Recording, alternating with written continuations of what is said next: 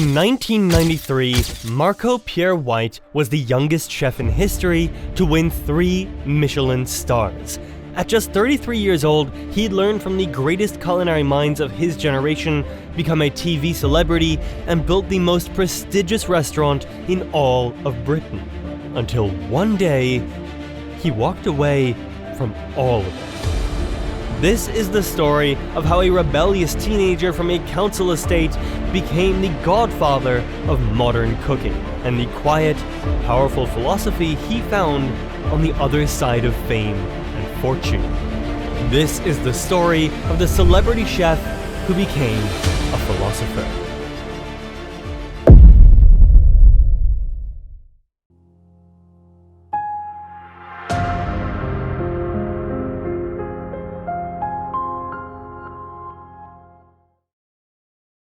Some people spend their whole lives looking for a dream to fight for. Marco Pierre White was lucky enough to find it early, but it didn't come easy. Marco was born into a poor, working-class family in the United Kingdom in 1961. Between bullying, poverty, and trouble in school, his childhood was tough, but none of it compared to the lifelong devastation of seeing his mother die from childbirth complications when he was just 6 years old. But what happens when you watch your mother die like I did? An invisible shell covers you, it protects you. So you don't absorb the world you're born into, you don't become part of that world, because you're inside the glass. But you observe that world. But the glass is there to preserve you, protect you, and you grow within it. Marco's father was a cook and a stern man. He knew Marco wasn't the best student, so instead of focusing on his education, he put him to work immediately. When I was 13 years old, my father looked at me as a man, not a boy, and sent me out to work. And every morning I would wake up 4:45. The milkman would collect me, and we would run for the next 4 hours. But I earned £5 a week, and at the end of that week, my father took my money. He told me it was for my holidays. Marco's father spent the money he earned gambling, on alcohol, and cigarettes. Meanwhile at school, his teachers and his classmates bullied him relentlessly. So despite not earning anything, work became Marco's painkiller. But at this point, he didn't have a dream. He was just doing what his father told him. When Marco was 16, his father picked out his best clothes, gave him some money, and gave him a daunting order. Take the bus to a town called Harrogate, knock on the back door of every hotel restaurant, and tell them you want an apprenticeship. Marco had never been so far from home before, but with a clear mission and only enough money to buy a meal, he gathered up the courage to knock on the door of the Hotel St. George. It was lunchtime, so the kitchen was loud and hectic, but as the porter walked him through to meet the chef, Marco was fascinated. He did exactly as his father told him. He explained to the chef that he'd be leaving school soon and asked for an apprenticeship. Now, this chef had never met Marco before. He'd never tasted a single dish he'd made. In fact, he didn't even know if Marco could cook. But nevertheless, the chef saw a potential in him that he knew could grow. So, the chef hired him on the spot. Marco called this experience one of the luckiest moments in his life. Did I learn much about food? Not really. But did I learn how to run? Did I learn how to say, yes, chef? Did I learn how to take orders? Did I push myself? Did I learn how to use a knife? Did I fear being sacked? Yes, I did. That was my greatest fear. Because if I was sacked, I lost my home, I would have to go back to Leeds, tell my father I'd been sacked. I was ruled by fear. Marco dealt with all kinds of abuse from the head chef, but no matter what happened, he remembered 2 magic words: yes, chef. And that usually got him through the day. Now, since Marco was only 16, the other workers often excluded him from their conversations. So, to pass the time during breaks and make some extra money, Marco went to a local pub and shined shoes. One day, he walked in and found a book mysteriously just lying on his chair. The title was The Egan Ronay Guide to Hotels and Restaurants in Great Britain. When Marco opened it, he discovered something brand new. The highest honor a restaurant could achieve was 3 Michelin stars, but these standards were nearly impossible to meet. They had to use only the best quality ingredients, each meal had to be prepared with precision and consistency, and the chef's style and personality had to be on full display with every dish. At the time, not a single restaurant in Britain had even been awarded 3 Michelin stars, but as Marco flipped through the book, he saw himself becoming the first chef to do it. This vision became Marco's all-consuming obsession. It became his dream. Reading that book opened Marco's eyes to a whole new world, but the most surprising part about it was that one of the best restaurants in all of Britain, the Box Tree, was only 15 miles away from him. That evening I went back and I thought to myself, if I'm going to be a chef, then maybe I should work in the best restaurant in Britain. The next day I thought the same. The next day I thought the same, and this went on for a few months. And one day, I plucked up the courage.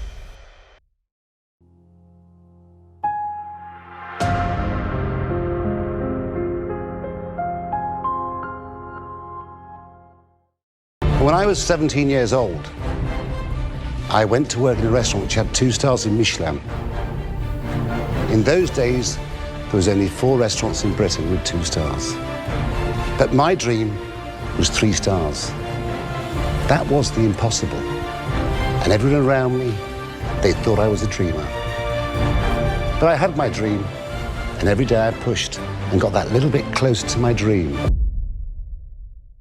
Marco already knew what he had to do if he wanted a chance to work at the Box Tree. Once again, he put on his best clothes, got on a bus, and knocked on a door. Marco's interview with the head chef lasted over 2 hours, but to his surprise, he didn't have to do much of the talking. The chef spent nearly the entire time telling Marco how the Box Tree had earned its 2 Michelin stars, and what it would mean for young Marco to join the legacy. In another stroke of luck, Marco got the job. The Box Tree was Marco's proving grounds. It's where he immersed himself in the culinary arts, but oddly enough, it wasn't in the kitchen where he truly fell in love with gastronomy.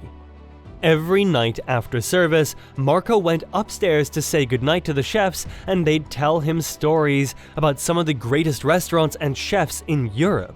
Sort of like gastronomic jackanory.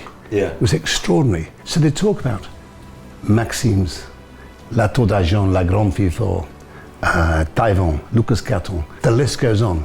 And so for me, it was fantastic. I'm just absorbing all this information of this 3-star world in France. And then they tell me about the great restaurants of London.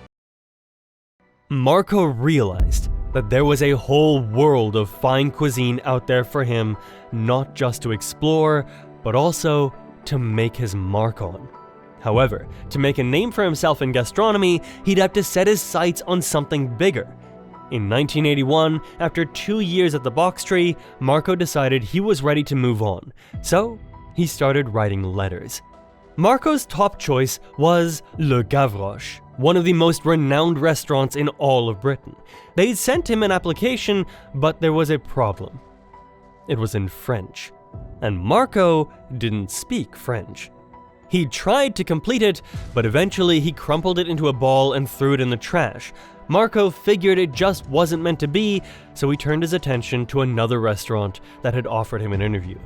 Marco had to travel most of the day to get there, and they did offer him a job, except it was in pastries, and Marco wasn't a fan of sticky fingers. Even though he was disappointed, Marco thanked the chef for his time and began the long journey back home. But Marco wasn't familiar with the city, and by the time he made it to the station, the last bus had already left. Already exhausted from a full day of traveling and a disappointing interview, Marco had no choice but to walk the streets until morning. It was a dark, wet, and cold night, but as Marco wandered through town, he stumbled upon a busy restaurant. Through the window, he could see as servers brought out gorgeous dishes, served the finest wine he had ever seen, and lit cigars for their customers. Suddenly, Marco got a rush of inspiration. This was the type of restaurant he wanted to be part of, and it reminded him of what his dream was all about. As luck would have it, when he looked up at the sign to see the name of the restaurant, it was none other than Le Gavroche. Suddenly, Marco had a choice to make, but he figured he'd done this before, and he could do it again. So the next morning, after he hadn't slept or eaten in over 24 hours, Marco knocked on the door and told the chef how he'd fallen in love with Le Gavroche after hearing stories about it from his bosses. How he received an application but couldn't complete it because it was in French. How he'd missed his ride home and walked the streets all night. How he stumbled upon Le Gavroche by pure luck. And most importantly, how he wanted nothing more in life than to work there. At first, the chef didn't seem all that interested in Marco. But when Marco said that he'd worked at the box tree, everything changed. Not only was the chef familiar with the box tree, but he told Marco that the best meal he'd ever had in Britain was right there. So, the chef hired Marco on the spot. When Marco joined Le Gavroche, it was a 2-star Michelin restaurant, and its patrons had high expectations. Not just for the food, but for the service, too.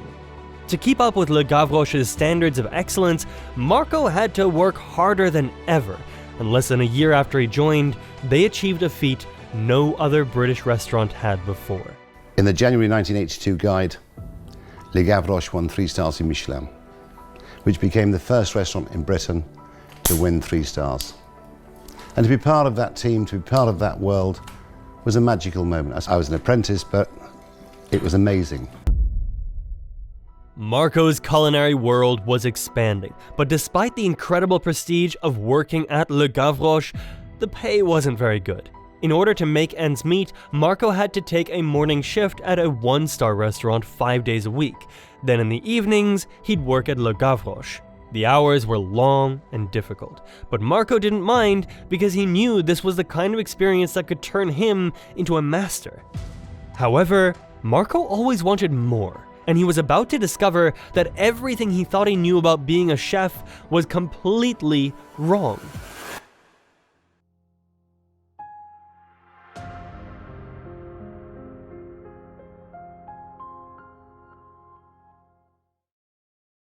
When Marco was working at Le Gavroche, he set his sights on a world-famous chef named Pierre Kaufmann, who had recently opened a 2-star Michelin restaurant in London. When Marco learned about it, he begged Kaufmann for a position, but even though he had the experience, Kaufmann thought the best chefs were only found in France, and he would only hire French chefs. Marco was stubborn though. He wanted the job so badly that he offered to work for Kaufmann for free. That was a deal Kaufmann couldn't refuse, even from a Brit. After 3 weeks of unpaid labor, Kaufmann finally decided to dilute his French purity and actually hire Marco. But that's not to say that he was exactly welcome in the restaurant. Whenever all the French cooks would gather to eat during breaks, Marco wasn't invited. He didn't appreciate the discrimination, but he dealt with it the only way he knew how, by putting his head down and working through it. However, after a year of working for Kaufmann, Marco got a call that changed his fate forever. And then one day Nico rang me up. He said, Marco, he said, I had Raymond Blanc last night, who owns the Manoir à 4 Saisons. This was 1984, 85. He said he's looking for a sous chef. And I told him about you, Marco. So I went to see Raymond Blanc at the Manoir, and he gave me the job.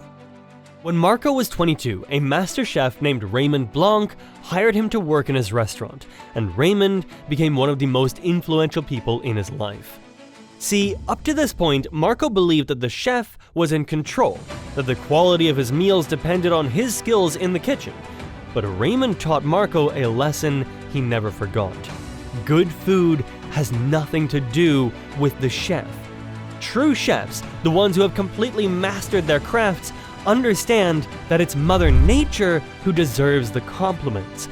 She graciously provides the ingredients, textures, and colors, and the chef cannot actually create anything better.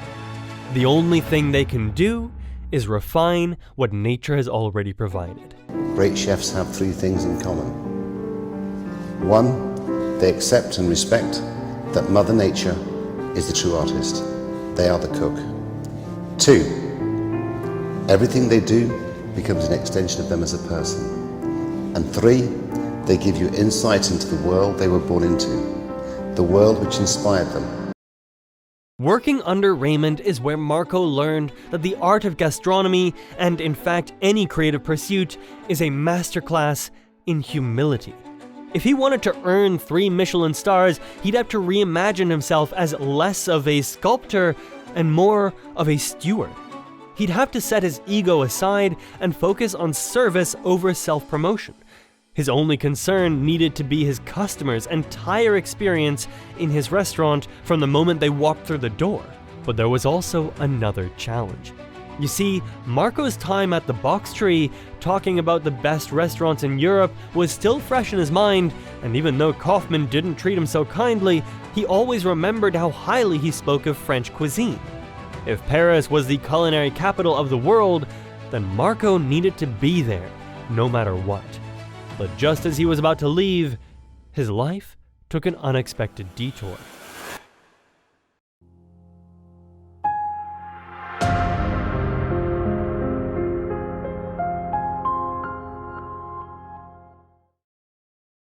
Marco needed a place to stay in London for a week before he left for Paris, so he called an old friend who owned a restaurant, and he offered to let him stay in his home. His friend lived in a flat above his restaurant, but when Marco arrived, he found that the restaurant was failing. His friend's wife had left him, and she had even taken his children. Nothing was going right, so Marco's friend asked him if he'd be willing to help him save the restaurant, and he agreed. He couldn't stand to see a restaurant collapse due to poor leadership, and ultimately, he just wanted to create incredible culinary experiences for people. Marco worked at his friend's restaurant for 6 months, with 0 pay. Unfortunately, Marco's friend was less determined. Instead of actually working, he turned to alcohol to deal with the stress, and eventually, the restaurant closed. Marco was furious, thinking he had just wasted 6 months of his life working for nothing when he could have been learning from true masters in Paris. But little did he know, this experience would be a turning point in his journey to 3 Michelin stars. You see, while he'd been working at his friend's restaurant, 2 men had become regular customers. They came for dinner every week, and instead of ordering off the menu, they just told Marco to cook them anything he wanted. As it turns out, these guys were businessmen who had already purchased a restaurant, and they needed a head chef. They immediately reached out to Marco. He jumped at the opportunity. This was his chance to start from the ground up at a brand new restaurant. He'd get to call the shots, design the menu, handpick his staff, and most importantly, achieve his dream of earning 3 Michelin stars. All he needed was £67,000, which he definitely did not have. Luckily, these 2 businessmen believed in Marco so much that they were willing to personally guarantee the loan for him. All of the risk was on them, and Marco's only job now was to deliver an unforgettable experience to customers. And that's exactly what he did. The restaurant was called Harvey's, and the first star came just 1 year after opening. In 1988, Harvey's was awarded a 2nd Michelin star after just 2 years of opening, and thanks to the remarkable quality of the food as well as Marco's intense charisma, he had become a bit of a celebrity chef. Marco Pierre White finds it hard to keep out of the headlines. He's 27, half Italian, half Yorkshire. His talent, his volatile temperament, and his phenomenal energy have combined to produce a controversial star in the world of cooking. There seemed to be no stopping Marco's team now.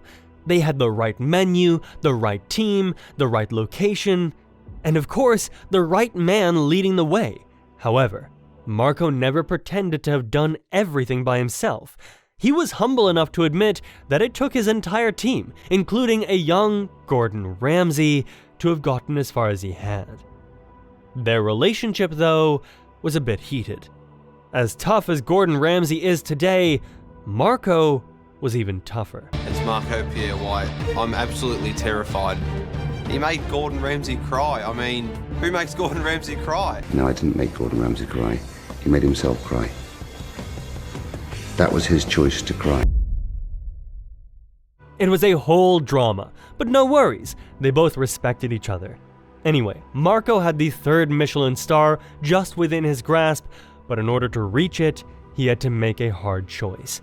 He stood in the kitchen at Harvey's and asked himself if he truly believed he and his team had what it took to win that last Michelin star. Earning one Michelin star is hard enough. To earn a second one, your restaurant has to be truly world-class. And for a third, well, there's a reason there were only 2 of them in all of Britain at the time, and they were led by French chefs. Now, Marco had a remarkable ability to be honest with himself about everything. His talents, his faults, his luck, and his misfortunes.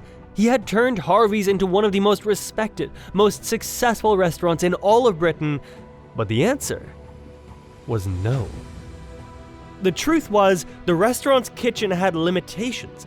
Marco couldn't expand the menu with all the dishes he wanted to make. Simply put, Harvey's just didn't cut it. So even though it meant starting over, Marco left in 1992 and started his own restaurant. It was called the Restaurant Marco Pierre White. Now with his name on full display, Marco decided to build the best restaurant in all of Britain and get his 3 Michelin stars no matter how much time, energy, or effort it took. That meant even longer hours in the kitchen, even more creative dishes, and constantly pushing himself and his staff to do more. For 3 years, he worked like never before. In 1995, at just 33 years old, Marco Pierre White became the first British chef and the youngest chef to win 3 Michelin stars ever. Everything Marco had endured up to that point for 20 years was now worth it. Rising before the sun to deliver milk as a young boy, dressing up and knocking on all those doors, getting shouted at and abused by hard bosses, he had finally conquered his dream. Now, with one 3-star restaurant under his belt, most people would assume that at this point, Marco would just do it all over again. More restaurants, more money, more fame. But the truth is, he wasn't interested. When it seemed like Marco had the whole world on a platter, what he did was hand it back.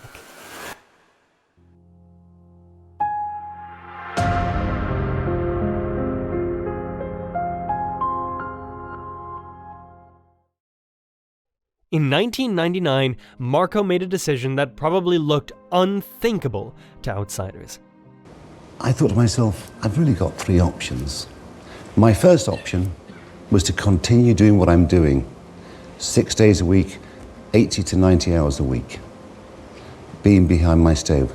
That's where I belonged, because I believe you're going to charge high prices, you have 3 stars in Michelin, you've got to be behind your stove. That's what I believed. My second option was to live a lie, to pretend I cook when I don't cook.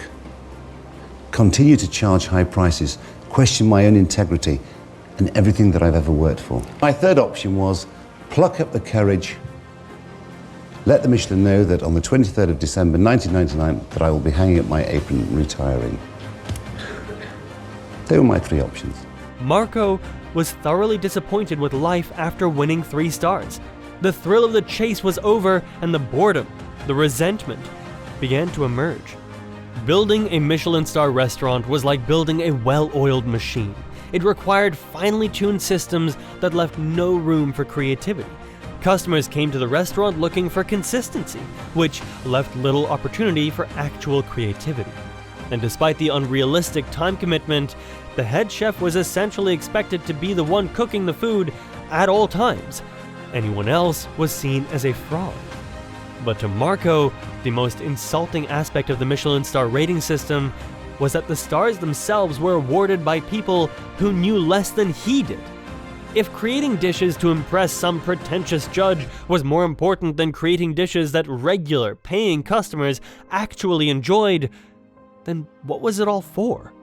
It just didn't feel right. So on the 23rd of December 1999, Marco took an early retirement from cooking and officially returned his Michelin stars. To most people, walking away from this type of success looked like the biggest mistake a chef could make.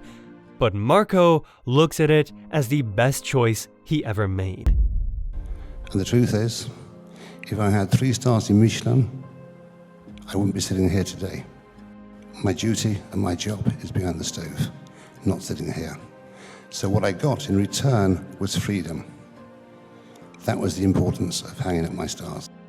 In the end, Marco found that true success, true freedom, wasn't in winning the Michelin stars, but in walking away from them.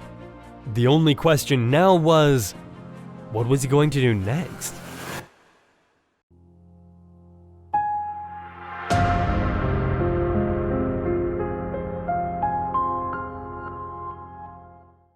Marco had gone from a troubled teenager who could barely hold a knife to a 3-star Michelin chef who is regarded as a giant in the culinary world.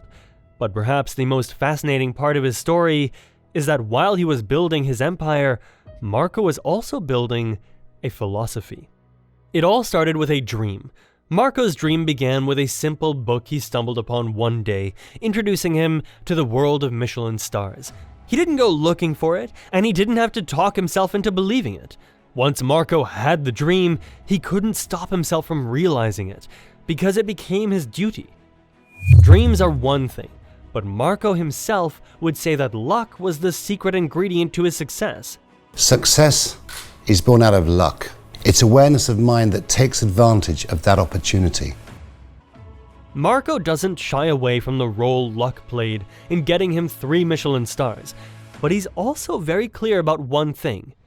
He made room for luck. Every time he knocked on a door, each time he tried a new dish or took a risk on a job, all of this was giving luck more space to strike. In other words, Marco made himself lucky. Now, a lot of celebrity chefs would let the prestige get to their head and inflate their ego. But not Marco. At every moment, Marco was brutally honest with himself. He constantly asked himself what wasn't working and how he could do better. This raw, unfiltered introspection gave Marco a rare and valuable insight into himself. And lastly, humility. Listen to Marco talk about Michelin stars, and you'll notice he always gives credit to his team. Although Marco could take all the glory for himself, he knows success is like a meal. It's best when shared. Success is born out of arrogance, but greatness comes from humility. Now, Marco may have left the glitz and glamour of the Michelin star restaurant, but he didn't hang up his apron entirely. And surprisingly, his popularity and fame only grew after he gave it all up. Marco later opened a small restaurant where he cooked authentic dishes that cost just a few pounds, as opposed to the thousands he used to be able to fetch for Michelin star meals. Marco also became a restaurateur and started a franchise business.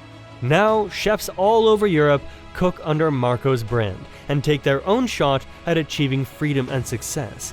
And when the opportunity came to reunite with his old boss at Le Gavroche, to be part of the Rose Scholarship to support aspiring chefs, Marco took it.